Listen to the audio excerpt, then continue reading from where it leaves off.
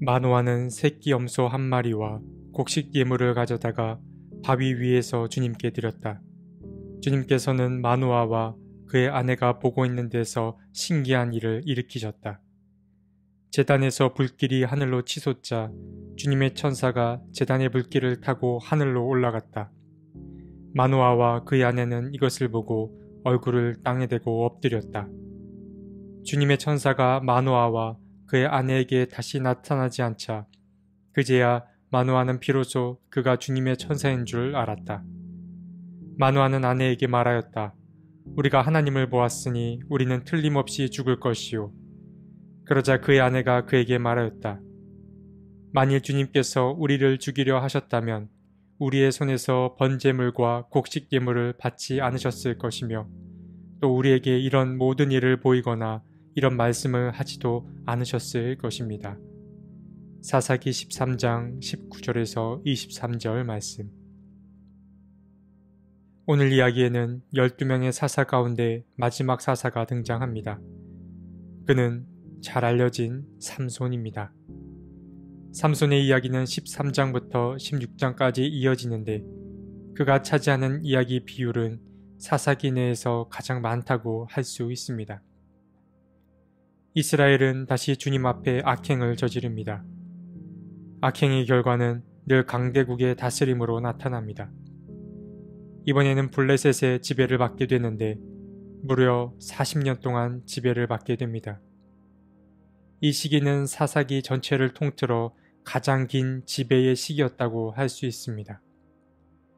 이 힘들고 어려운 시기에 단지파 사람 가운데 한 사람인 마노아라는 사람이 등장합니다. 그리고 그의 아내의 이름은 등장하지 않지만 오늘 본문은 마노아의 부인이 불임의 여인이라고 소개합니다. 어느 날 천사가 그녀를 찾아옵니다. 그리고 천사는 그녀에게 곧 임신하여 아들을 낳게 될 거라 예언합니다. 이는 창세기에 등장한 사라의 이야기와 또 복음서에 등장한 엘리사벳의 이야기를 떠올리게 합니다. 천사는 그녀에게 몇 가지 당부의 이야기를 전하는데 먼저 포도주나 독한 술을 마셔서는 안 되고 부정한 음식도 먹어서는 안 됐습니다. 그리고 아이가 태어나면 그의 머리에 면도칼을 대어서도 안 되었는데 그 이유는 그가 모태에 있을 때부터 하나님께 바쳐진 나실인이었기 때문이었습니다. 그는 하나님의 구원 사역을 위해 특별히 선택된 자였습니다.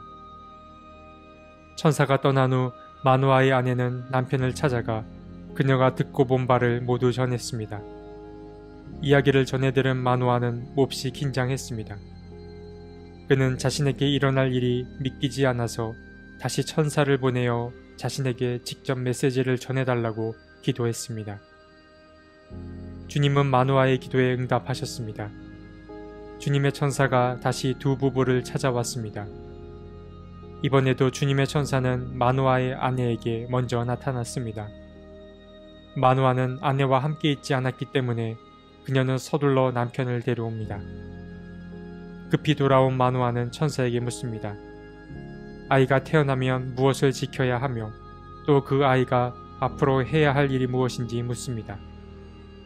천사는 지난번 마노아의 아내에게 했던 말을 똑같이 반복해서 들려줍니다.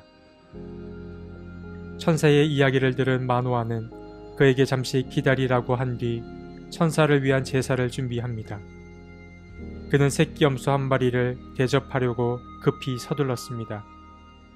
그러자 주님의 천사는 기다릴 순 있으나 차려준 음식을 먹진 않을 거라고 답합니다. 왜냐하면 주님의 천사는 자신은 하나님의 도구일 뿐 자신은 영광받을 자가 아님을 분명히 알고 있었기 때문입니다. 그제야 마노아는 천사에게 이름을 묻습니다. 이름만이라도 알려주면 당신이 말한 것이 이루어질 때까지 당신에게 영광을 돌리겠다고 말했습니다. 마노아는 몰랐습니다. 그의 아내는 그가 누구인지 금세 알아차린 반면 마노아는 그때까지도 자신에게 나타난 이가 누구인지 몰랐습니다. 그는 그저 자신을 찾아온 이가 하나님의 비밀을 알고 있는 자일 뿐 주님이 보내신 천사인 줄 모르고 있었습니다. 천사는 아직 눈을 뜨지 못한 마누아를 안타깝게 여겼습니다. 그는 어찌 자신의 이름을 묻냐며 자신은 기묘자, 즉 말할 수 없는 비밀이라고 말한 뒤 불빛 속에서 사라졌습니다. 그제야 마누아는 자신을 찾아온 이가 주님의 사자임을 깨달았습니다. 그는 두려웠습니다. 주님을 마주한 사람은 죽음을 면치 못한다는 토라의 말씀을 알았기 때문입니다. 그는 주님을 보았으니 이제 죽을 일만 남았다고 생각했습니다. 하지만 대단한 건 그의 아내의 반응입니다. 그녀는 오히려 대담했습니다. 그녀는 만약 하나님이 우리를 진작부터 죽이려 했다면 제사도 받지 않으셨을 거고 또 불길이 치솟는 일도 목격하지 못했을 거라며 오히려 두려워 떨고 있는 마누아를 다독였습니다. 이 일이 있고 난 후 얼마 지나지 않아 마누아의 아내는 사내아이 하나를 출산하게 되었고 그에게 삼손이라는 이름을 붙여줍니다. 그리고 그는 하나님의 보호하심 아래 무럭무럭 자라갔습니다. 오늘 말씀은 마지막 사사였던 삼손이 태어나는 과정을 그의 부모에게 일어난 일련의 과정을 통해 우리에게 들려주었습니다. 마누아는 단숨에 하나님의 천사를 알아보지 못했습니다. 하지만 그의 아내는 달랐습니다. 그녀는 그녀에게 찾아온 이가 주님이 보내신 천사임을 곧바로 알아챘습니다. 그뿐 아니라 마누아는 자신이 주님을 마주했다는 사실을 깨닫자 죽을지도 모른다는 두려움에 사로잡힌 반면 그의 아내는 생명을 약속하신 주님께서는 자신들을 결코 죽이지 않을 거라고 확신했습니다. 이런 부분을 통해서 짐작할 수 있는 사실은 확실히 여성의 감각이 더 섬세하며 하나님의 비밀을 더 빠르게 캐치한다는 사실입니다. 하지만 마누아가 가진 역할도 결코 작다고 볼 수 없습니다. 그는 자신만이 가진 역할을 해냈습니다. 그는 자신의 아내에게 찾아온 천사의 말을 그저 대신 전해 듣는 것에 머물지 않고 직접 하나님께 자신의 역할을 물었습니다.